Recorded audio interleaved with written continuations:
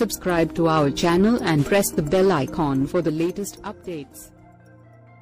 Cricket అభిమానులు ఎంతో ఆసక్తితో ఎదురుచూస్తున్న ఇండియన్ ప్రీమియర్ లీగ్ 2019 సందడి మరికొద్ది రోజుల్లోనే ప్రారంభం కానుంది. ఇప్పటికే ఆటగాళ్లు తమ జట్లతో చేరి ప్రాక్టీస్ మొదలు పెట్టేశారు. ఈ క్రమంలో ఢిల్లీ క్యాపిటల్స్ ప్రధాన కోచ్ రికీ పాయింటింగ్ యువ సంచలన ఆటగాడు రిషబ్ పంత్ పై ప్రశంసల జల్లు కురిపించాడు. ఆటగాడిగా పంత్ ఎంతో పరిణితి చెందాడని పేర్కొన్నారు. మైదానంలో కీపింగ్ చేసేటప్పుడు, బ్యాటింగ్ చేసేటప్పుడు అతను ఆలోచించే విధానం ఆశ్చర్యానికి గురిచేస్తుంది. అన్నిటికీ మించి గెలవాలన్న తపన పంతులో ఎక్కువగా ఉంటుందన్నారు.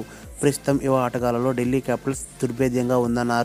శ్రేయస్ అయ్యర్, పృథ్వీ షాలకు తోడు శిఖర్ ధావన్ జట్టుకు అదనపు బలమంటూ వివరించారు. సహాయక కోచ్గా సౌరవ్ గంగూలీ నియామకవడం ఆనందంగా ఉందన్నారు. అతని శిక్షణలో యువ ఆటగాళ్లు మరింత రాటు తేలుతారని అభిప్రాయం వ్యక్తం చేశారు. బ్యాటింగ్, బౌలింగ్ విభాగాలలో క్యాపిటల్స్ చాలా బ్యాలెన్స్డ్గా ఉందన్నారు.